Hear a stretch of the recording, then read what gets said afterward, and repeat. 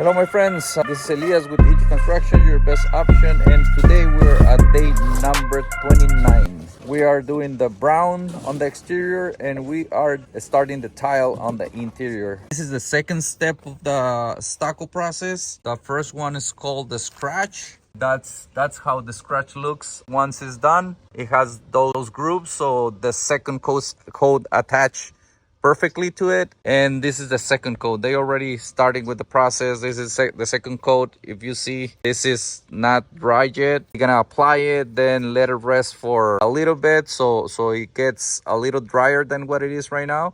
And then they're gonna come with the trowel and make it smooth as it is right here. And after that, we need to let it rest for at least 2 weeks. The nature of the cement is gonna get hot. Cracks can appear in the surface, and so we want those cracks to appear before we do the stucco color. So that's why we at least need to let it rest for or set for 2 weeks, and then come back and do the stucco color. So that's gonna be what we're doing today, the second coat. And we are going to start on the inside as well. My tilers are gonna be here in the next hour or so, and we're gonna start with the tile setting on the bathroom. In this case, we're gonna set the tile before the mat on the walls. I'm pretty sure a lot of you guys are gonna be wondering why. There's a reason why I like to do it like that on the bathrooms, at least myself. I like to my tilers to do their tile plumb and perfect, and then if we have any imperfections on the walls, then with the mat my drywallers can fix that. So for now, that's everything.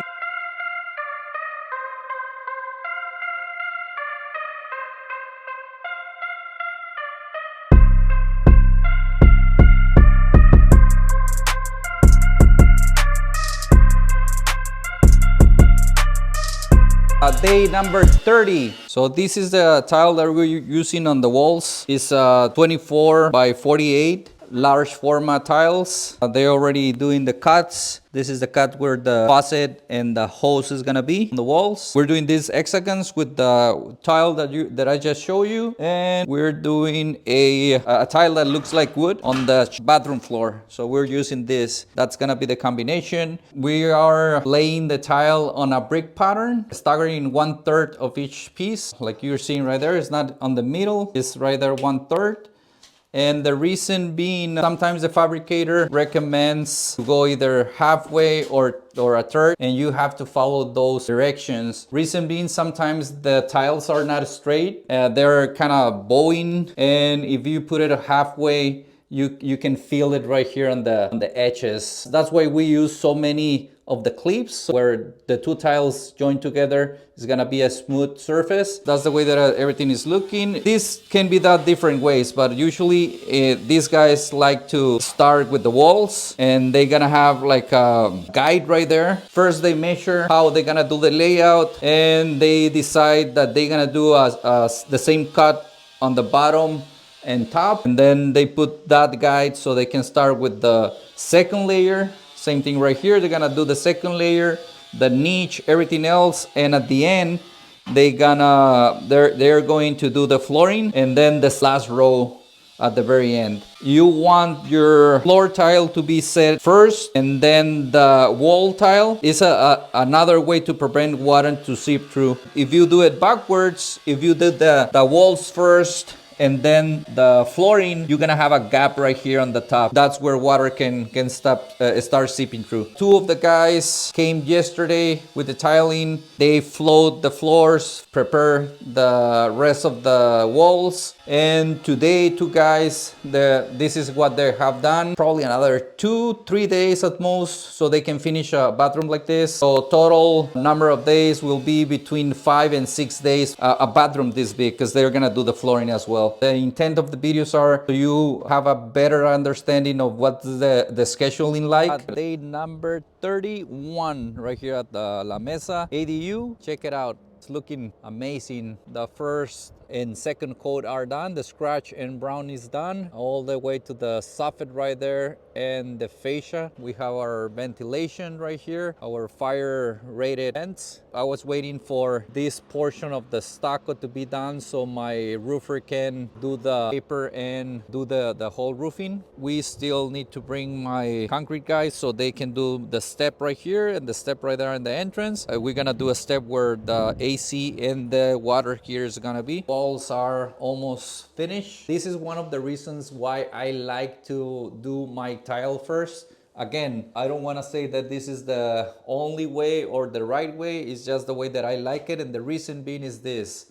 If you see right here, the walls are never 100% plumb. Should be, but they're not.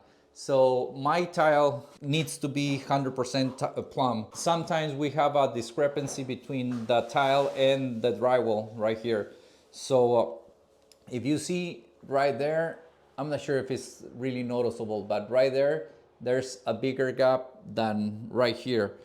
And with mud, they can come and smooth the wall, and it's going to, at the end, we're gonna have a even gap right here on this edge. It's gonna look way better. I'm gonna have drywaller in the next couple days so he can finish the kitchen and the bathroom out there so we can continue with the installation of the cabinets, finishing all the kitchen, and after that we can do the flooring. This is another discussion all the time, what go first, the cabinets or the flooring. Whenever I install a ceramic, I can do it anyway, either or, first the cabinets or the flooring. But whenever we're doing vinyl planks like we're doing in this unit, I like to do the cabinets first and the vinyl plank at the end, and then try to have a trim around the cabinets because like you know, wood or vinyl or any kind of materials like that, it expands and contracts a little bit. So I don't want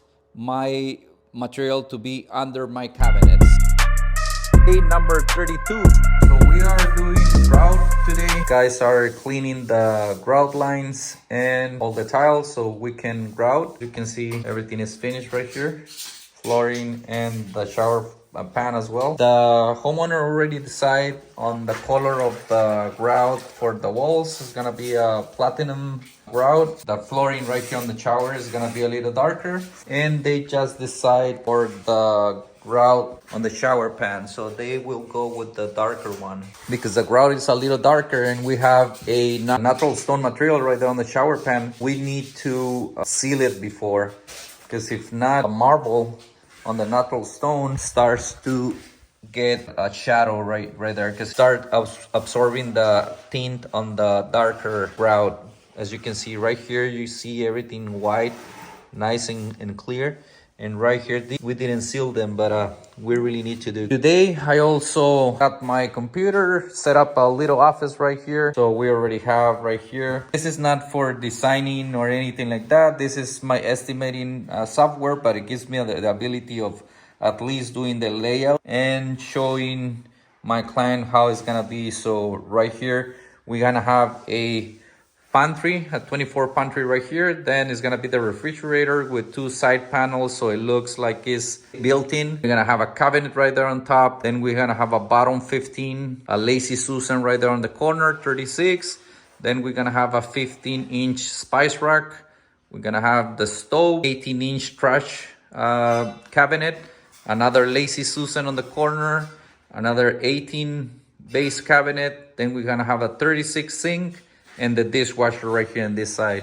Almost the same layout on the top. Our cabinets are gonna be a 42-inch height cabinets. Don't use anything less than that because we want to give them, our customers, the more usual space possible. She's gonna decide, but most likely it's gonna be a white shaker style door. In these units, we prefer to have something like that so it looks a little bigger, even though this kitchen will be huge for this kind of units. Day number 33.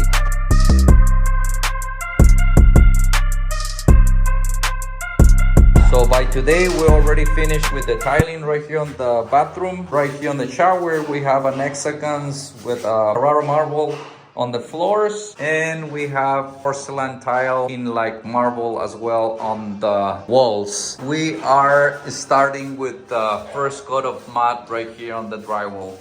So they are filling all the joints, doing all the windows right here, and I already asked them to do what I have been telling you on the past videos about having the same gap right here on the whole edge of the tile. Tomorrow they're coming and doing the second coat, and probably if everything goes as planned, they can start doing the texture. So this will be not more than 3-day process, and after that they will come and do a little bit of sanding. After the drywallers finish, we can keep moving with the prime paint, installing the doors, then all the flooring, kitchen, and we're gonna start moving pretty fast on the finishes. Yesterday was day 34. I couldn't come and document it, but today I'm gonna tell you exactly what we did. We paint. Yesterday, one of my painters came and primed the whole unit. He applied it with a sprayer. First, he needed to cover all my materials right here with plastic, all the windows and doors, right here, the exterior door. After that, he sprayed the ceiling with the pure white paint.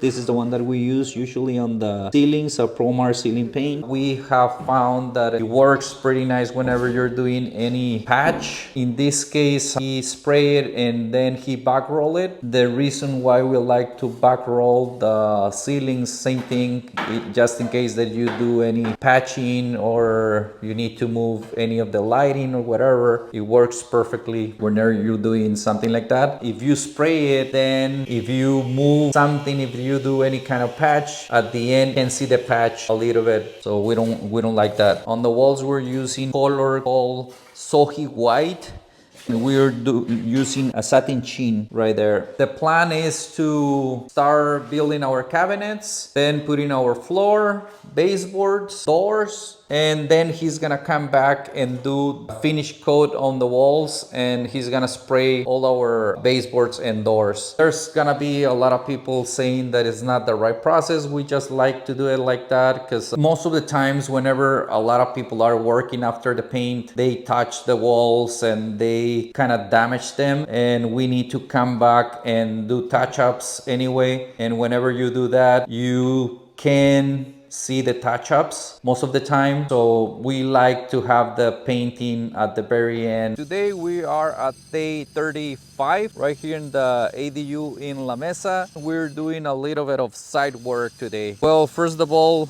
I'm not sure if you noticed on the videos, but right here in the front on the driveway, we used to have a gravel portion right here in the front. So we're gonna pour a little bit more concrete right here. Our driveway is gonna stop through here. Our contract didn't include any driveway right here on the property. I'm not sure if we will do it or not. That we're gonna have to discuss with the owner on a later time.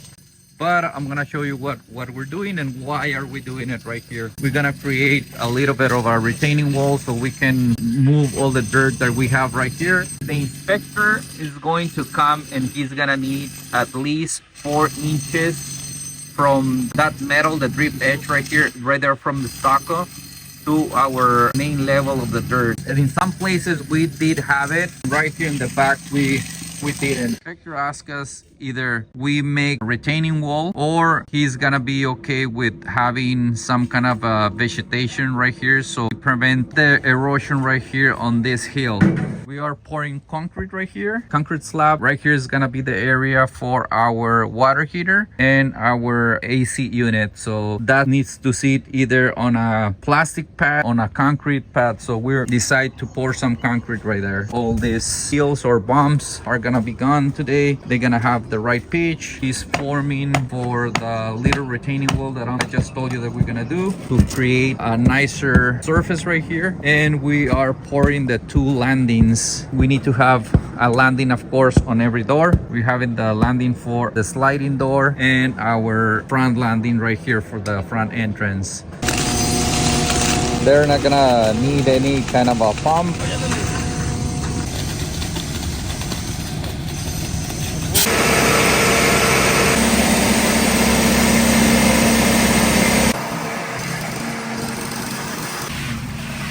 Ahí anda lo bueno. And we are at day 36, La Mesa ADU. Here in the interior, we are starting to install the doors, casings. We only have 3 doors right here on the 2 bedrooms and on the bathroom right here. We're doing the casings today as well. 2.25 casing flat. Same thing with the baseboards. And we are doing the shelves and rods right here for the closets. Right here on the pantry, she wants to do a farm door. We're gonna have that for later, but we are going to do the shelving right there on top of the stackable washer and dryer. And right here on the linen closet, same thing. We're gonna do something different. It's going to be like an accordion door, but we're doing the shelving right now. 1 shelf a little bit taller right there, and then 3 more same height in between them. And on the exterior, we're doing the roofing today. I'll show you right now.